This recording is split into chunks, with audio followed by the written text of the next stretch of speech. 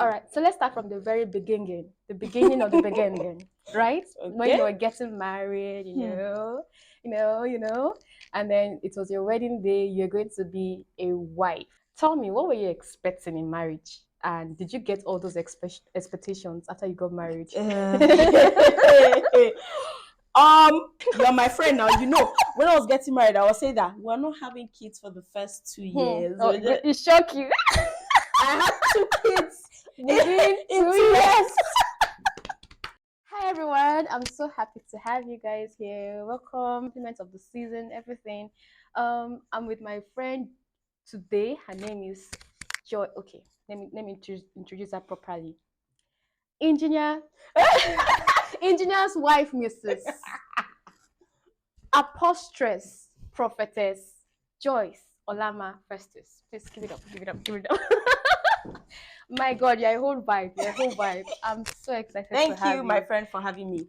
Thank you for having us to have you.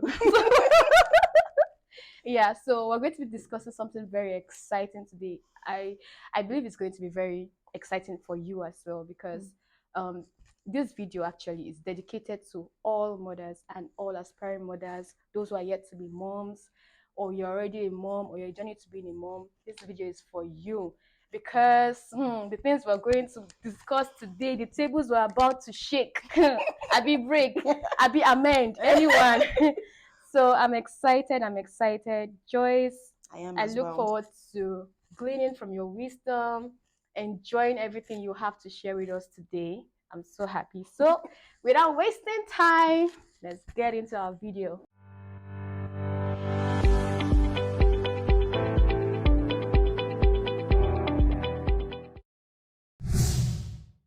All right, so let's meet you. Okay. Wait. Tell us, who is Joyce Olama Festus? Where have you been? Where are you from? Well, as she said, my name is Joyce. I'm a mom of 2 kids. One is 3 and one is 2. They're basically just 1 year, 1 month apart. What else? I have a 9 to 5, and I recently just started creating content as well, not too long ago. So yeah, that's basically it about me. Beautiful. Nice to meet you. Thank you. Nice to meet you. So, there's this story that I read somewhere or I heard somewhere about a woman who was she works 9 to 5 as well, and then she attends this fellowship every particular day of the week. So whenever she comes back, that day, in fact, her husband is not always happy because he will come back, he's hungry, the children are hungry, she hasn't taken care of them. She'll just come back, and then when she comes back, she goes to the kitchen to start cooking.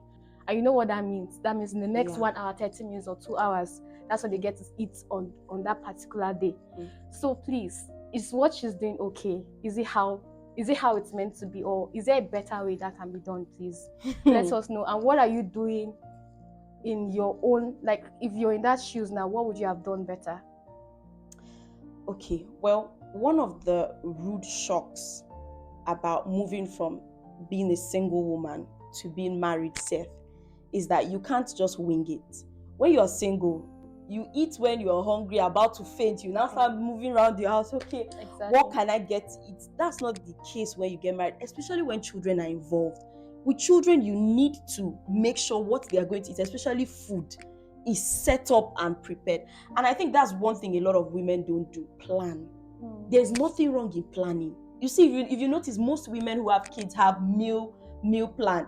They're not doing it because they themselves get hungry. It's because of the children and the husband. And that's one thing that has helped me: planning.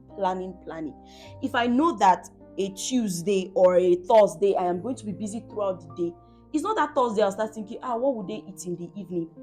That week, as I'm entering the week, my Tuesday and Thursday is going to be fully booked. At least let there be stew in the house that the husband can say is boiling only rice. Let there be soup that you say, okay, you're doing only eba.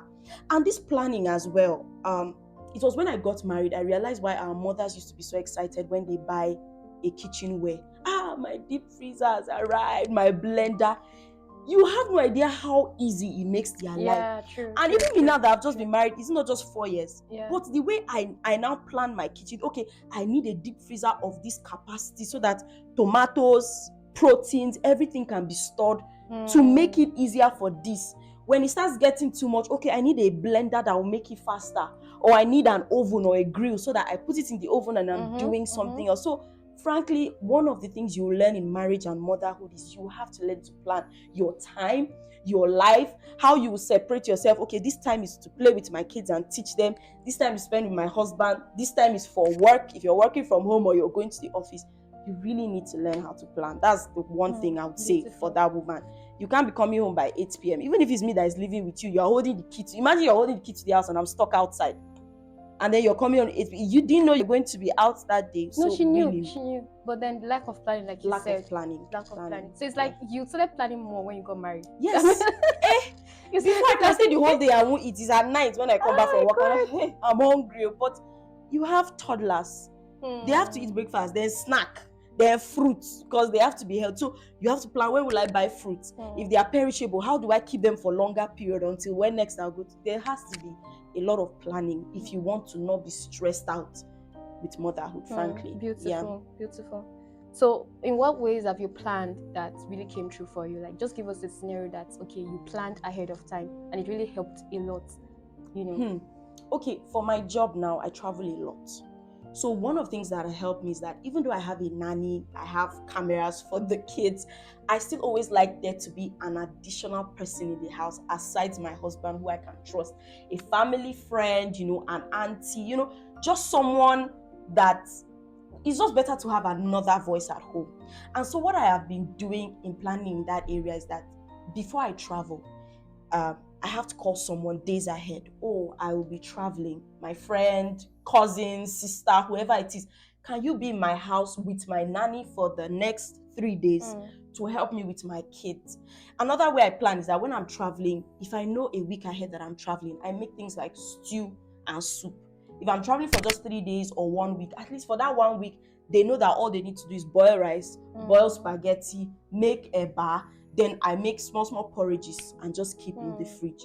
If I know that stress has made it to the fact that I can't do all those preparations, I simply call somebody who cooks food. To just come. From there. And that's why in marriage, the most important thing you need to have is really a kind spouse. A spouse that knows that if me as a human being can be tired, my wife too is going to be tired at some point. It's not the one that say, if it is not you that did not cook the food, I cannot eat. I would rather die of hunger than that. No. So really having a kind spouse helps. So that when you say, this week has been busy, I can't cook, can we order? It's themselves that'll tell you, oh, I like this restaurant's food, order their soup and keep in there. So things like that has really helped. Yeah. Thank God for the gift of men. Yes. If you can even afford a chef, please get a chef as well. You need men in your life. Yep. Like you need men in your life. That's beautiful. All right. So let's start from the very beginning. The beginning of the beginning, right? Okay. When you were getting married, you know, and then it was your wedding day. You're going to be a wife. Tell me, what were you expecting in marriage? And did you get all those expectations after you got married? I would say some of my expectations were met. Okay. But some were not. You're my friend now, when I was getting married, I was saying that we're not having kids for the first 2 years. Oh, it shocked you. I had 2 kids within 2 years. Oh my God. Let's not even get into that one.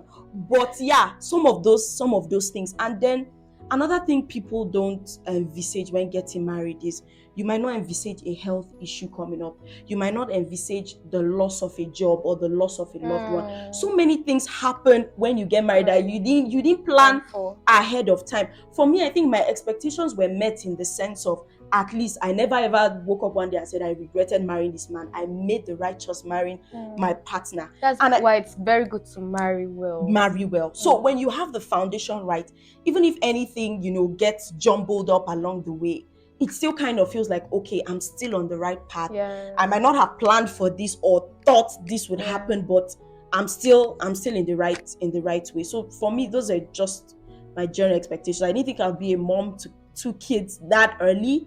I didn't think I'll lose my job halfway. I didn't think a lot of things were going to change that much, but they did. But it's like there was something that was standing sure. You had a personal relationship with God. Yes. And then you and your husband, you have the same belief values. Yeah. You have the same belief. Yeah. You believe in God, Yeah. and you have the same, you have the same values, belief system. Yeah. You're on the right. So whatever came your The way, foundation was sure. thank you. So Foundation I was think I sure. love that. No matter what comes, whether you're expecting it or you're not expecting it, there was Yeah. one thing that was sure: the foundation, which was in Christ Jesus. True. Beautiful. True Yeah. So that. I want you. All right. So now you became a mom. Yeah. In a In the earlier twinkle of in an a eye. twinkle of an eye, earlier than you actually expected, right? Yeah. So please tell us. I want you to tell us one thing that you've learned as a mom. Not something that you were taught, or like your mom tell you, okay, expect this when you becoming. It's in the process of being a mom that you're like, oh, is this how this thing is? Is it how it is? Okay. So like that one thing that you can say, okay, I have learned this, and then something you like to share with us as well. Okay, aside planning, even though I've talked about planning, Okay. that's one sure thing. But I've also learned fulfillment over success. Wow. Okay, that's big. Yes. You know how there are some things you want. Oh, I want a car, I want a house, I want to travel, and then you finally travel and it's like, it was nice, but there's still that emptiness. That's one thing I've learned.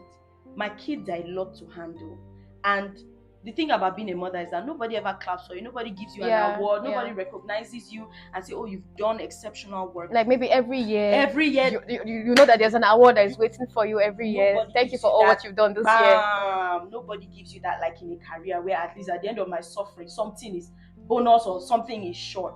But with motherhood, I have had way more fulfillment. I might not have been perfect in my motherhood, getting everything right, but the fulfillment has been there. And I've noticed that it is the fulfillment that makes you a happier, joyful person. So there are so many people who want to gain success. And that's the thing about motherhood. We're going to, but as I said, no award. Nobody gives you an award and you feel like you're not successful. Nobody's praising you, and so you think there's no success. But if you look deep down, there is that sense of fulfillment, that sense of I am doing something greater than myself.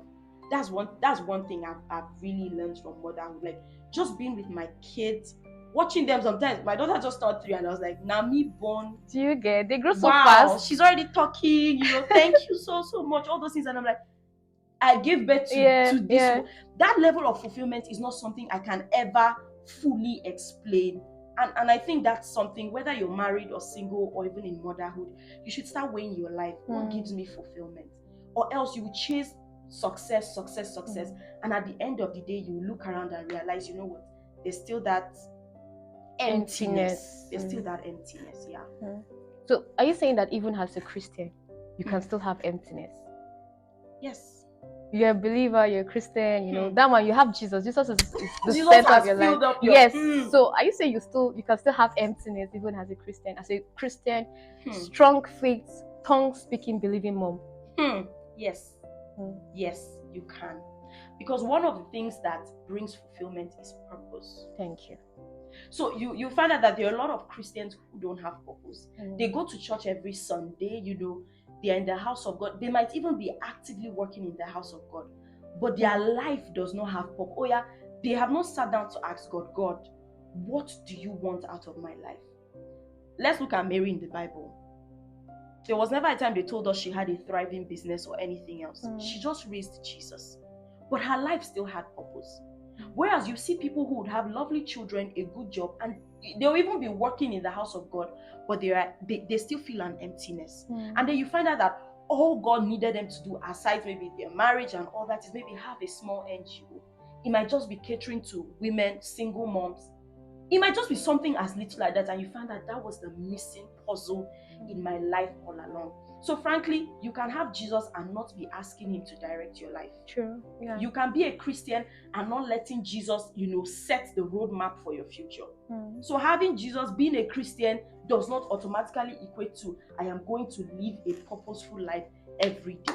Even people who know their purpose, that sometimes you scroll on social media every day, time has gone. True. At the end of the week, at the end of the year, even you knew you did not reach your maximum potential. And you would feel like, oh, I need to be better. So yeah. That's beautiful. So Jesus has his place in our lives. He really does a lot of filling He Yeah. fills us so well. Yeah. Nothing else can fit better than Jesus. Yeah. Nothing else can make us feel so fulfilled like Jesus. Yes. Or than Jesus, right? Jesus. But then there's also that place of purpose. Okay, now living in what He intends for you to do, like knowing Jesus and and following Him. So there's one thing to know Him, there's one thing to believe in Him, but then are you following Him? So it's in following Him that you fulfill purpose. You fulfill purpose, yeah. Beautiful, beautiful. All right, so back to what we're discussing. So even as a mom, it's a ministry, something you have to do every day to build your home, to make sure your home is in the right path at all times. And you need to fulfill that with Jesus as your leader, as someone to lead and to guide you. So doing that, you're both believing in Him, and then you're not following His leading and His guidance. And then at the end of the day, you get to see that after a long time, you get to see that you were actually doing your job as a mom. You are fulfilling your ministry. So it's a win-win for everybody. It's a win-win. Beautiful. It is. So I loved how you talked about career, you talked about your family life and everything. We'll get to dive more into that. Balancing career and motherhood. That's it's a whole different ballgame. But before then, still about motherhood, right? I want to ask this question. Is motherhood a blessing or a burden? First of all, I don't think motherhood can ever be a burden, but before you answer, picture this, right? There's a woman, she's a mom of 2 or 3, let's say 3 kids. She's cooking in the kitchen. She has to cook every day. And then sometimes she's cooking and then she's even crying sometimes because she's like, is this all my life is about? There's so much more than this, but then I have to cook for these children. I have to cook for my husband. And then you see her almost in tears cooking because she's just tired. And then it's not just the cooking. Once you're done cooking, you have to bathe, then you have to put everything in place. The house must still be in order. So many things you have to put in place. As a mom, exactly, doing the same thing every day. There's no break for cooking, eating. Let's say, for example, eating is just a hair. So maybe eating is just okay. We only eat 3 times in a month in our house.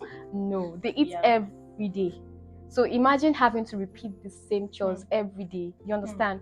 So how do we get to that place of balance where we see motherhood as not let me just ask, maybe it's a burden, I don't know. So let's just tell us, like, is it a burden or a blessing? I think, right, the first thing is actually a change in mindset. I know that might look like big, but really it helped me. You know this scripture where it says children are a heritage of the Lord. Children are a gift from God. One of the things that makes motherhood, because there was a season imagine 2 kids so close in age. There were times where I didn't have a house help. Nobody was helping me for like maybe a month or so. House chores I would do, cooking I would do, preparing them for school I would do. And then you still have to maintain your spiritual walk with God. Spiritual walk with God. You still have to wake up and pray. You're waking up to pray and backing a baby and the baby is crying, those kinds of things. And I will tell you, right, it gets to a point where you actually feel like it's a burden. Because when you look at them, be like, so until they turn maybe 18 and leave the house. By the time they turn 18 and you calculate your age, I'm already, time has gone, I might be in my 40s, like, how did all these years go by? All these years go by. But one thing I'm going to tell you is that, first of all, children are a blessing from God. Children are a blessing from God. That's the first mindset you need to have. When they are, my daughter calls my name like 10 times. In like 10 seconds, she goes, mommy, the overstimulation. Oh my God. And then when you turn, thinking is one important thing, just there. What is there? The lights. There's always been lights there, but sometimes it can feel so mundane. But every time I try to feel like this is overwhelming, I remember God looked at me and gave me gifts. God looked at me and gave me gifts. God looked at me and gave me gifts. And every time I think about it, I'm like, no matter what is going on in my life right now, my mindset is that, God, thank you for these gifts. Thank you for these gifts. once you change your perspective, it makes a lot of things easier, truly. It truly makes a lot of things easier. So first of all, your mindset, you should never see your children as a burden. You should never see them as too much. God gave you exactly what you can handle. Once your mindset changes from that, the next thing you need to start thinking of is, what is making me feel burdened? Because it's different to change your perspective and then how I'm feeling. Yes, my mind is telling me they're a blessing, they're a gift, but I feel burdened. I feel like there's so much I'm doing. I feel like I'm handling so much to do. That one now is a fact. It is glaring you in the face. You're even seeing it in your health. How tired you always are, how irritable you are. You know it's a blessing. You know it's a gift. But currently, right now, I feel burden. And I think the first step to tackling that is having a conversation with your spouse, which brings me back to marrying a kind partner. Can you sit your spouse down and say, this is overwhelming for me? If they are so busy with work that it might be hard for them to take up some of the house chores, are they having that conversation with you? Oh, can we afford a help? If we can't afford a living help, I know a lot of people don't want just random people coming to live with them. Can we afford a help who comes and goes?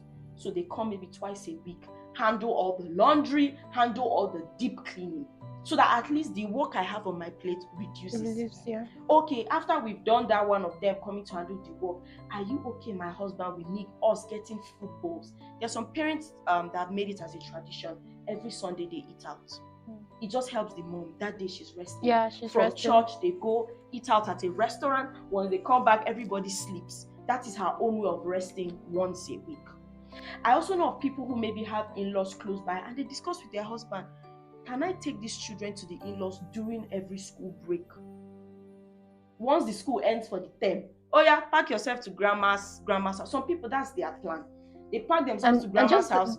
No matter how little it seems, like it's a lot on the woman. It helps you clear your head. That 1 week or 2 weeks they are with grandma, you're maybe thinking, planning your life. Okay, what course do I need to take? How do I plan for this next school session? Meal planning, those kinds of things. So you really have to be truthful and frank with yourself.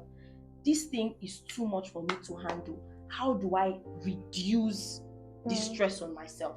And frankly, marry a kind spouse. If you people cannot afford outside help, your spouse should be able to say, you know what, when I come back from work in the evening, I will stay with the kids. Because sometimes the stress self is not even the house chores. It's the fact that you are doing house chores and still watching the kids.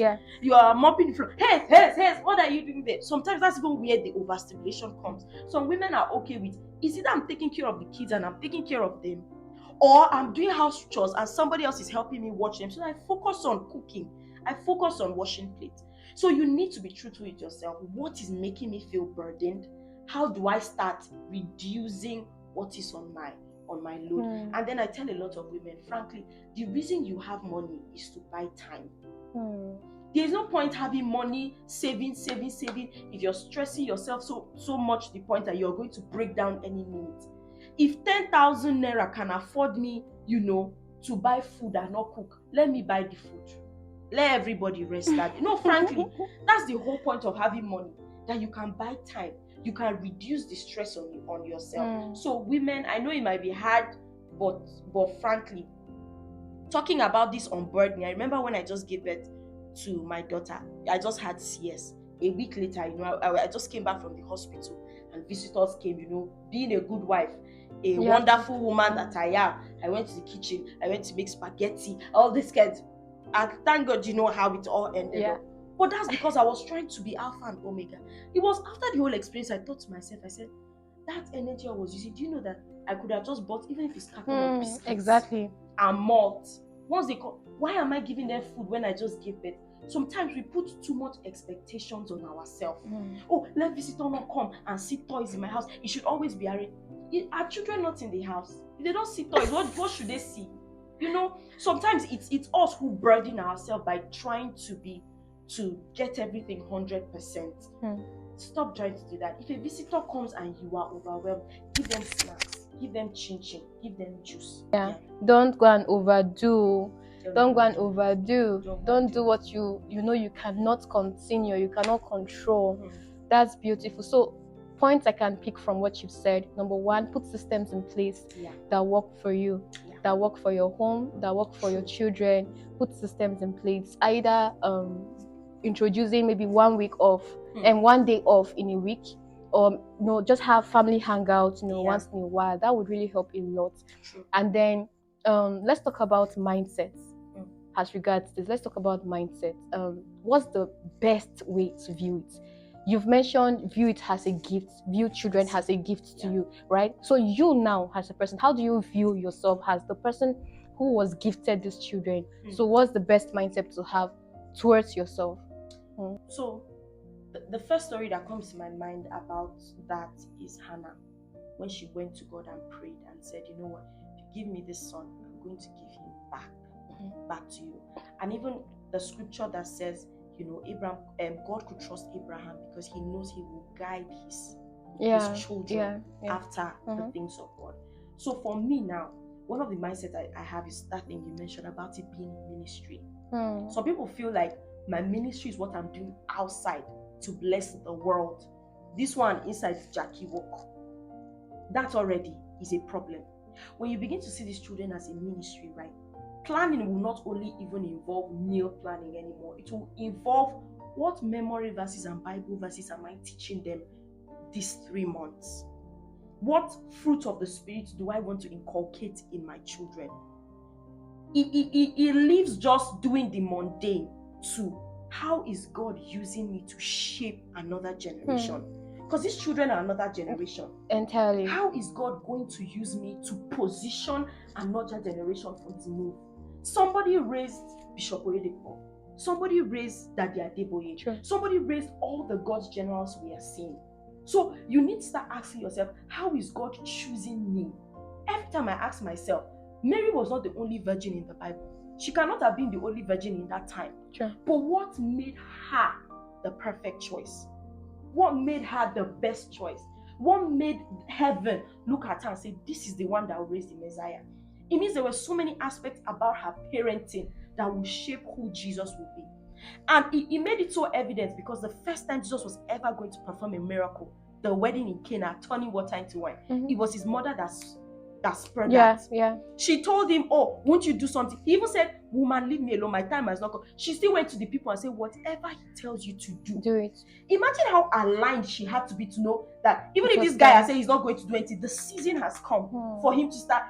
She took it as a ministry. That example alone made me realize that this woman was not just Jesus' mother who gave birth to him and cooked. She knew about the seasons in his life. True. She saw so many patterns. She was discerning. So for us mothers, more than just seeing them as a blessing, see them as God's assignment to me. I am now a steward of another generation. The things I have learned, your years of praying and being built by God is not just for ministry outside. It is also for this one. There's something God has worked in you that he wants you to teach another generation. There's a knowledge he wants you to transfer to another generation. So that's another mindset Beautiful, to have. Beautiful. Wow. So the best way to view motherhood now in just one sentence, is it a burden or a blessing? A blessing. A blessing. A blessing. God should not give you anything and you call it a burden. So no matter how it seems, it's a blessing. It's a blessing. So it's beautiful how we have to work on our minds, because let me tell you something. If I gift you something now, let's say, okay, I just got it's like you just finished administration, you need a bottle of water, and I gift you a bottle of water. So basically it's the mind. I have done it from a place of you just finished administration, you need to relax, just take a bottle of water. But then some may want to see it that way, like just a bottle of water, all what I said, after everything I've said, just a bottle of water. So basically it's about the mind. So the person is meant to view it as, wow, you mean you even thought of me like that the first thing I need was water, and you take it and then you feel refreshed, and then you feel, so it's basically about the mind. Really majorly when you're giving gifts, it's about the mind, the thoughts behind it. And the way motherhood is a ministry, if you look at a physical ministry, not every pastor has members who is giving them peace. There are pastors who have members that are causing but they are still your what? Flock. Mm. As a shepherd, you will still pray for them. You will still love them. You will still teach them the word. Yeah. So the same way ministry is, the same parenting is. It's not going to be easy. There are parents whose children will give them so much, but you know what it is? Just remembering that this one, the word of God I have sowed in them, they will still come. Do you know what it is for your child to be causing mayhem everywhere? There are some parents that will go to prison to pick their children, to jail to unlock their children, and yet when they go back, the Holy Spirit will say, pray for this one, that this one will preach the gospel. I'm sure we all know the story of, Sarah Jakes Roberts and Pastor Jakes. Imagine being a pastor and your child did all those things, and you still tell the child, if any, come back home. We are still your parents. So really, it is a ministry. It's a ministry. Yeah, may God give us strength, grace to take up our cross and then follow Him. Yeah. Oh, thank you so much for this wonderful. Like, I have learned so much. I thought I even knew a lot, but just hearing alone, I've added to my arsenal. Thank you so much. So, like I said, we're going to delve more into career and your place as a mom. It's a lot. It's a lot. So if you're still struggling with that area, how to balance your okay, now we know it's a ministry. Your ministry has a mom, and then your career, like you want to get more light, more wisdom. Keep watching. Just hang on. We'll get to cover that more in the second part of this conversation. So you want to check that out once it drops. So how would you know when it drops?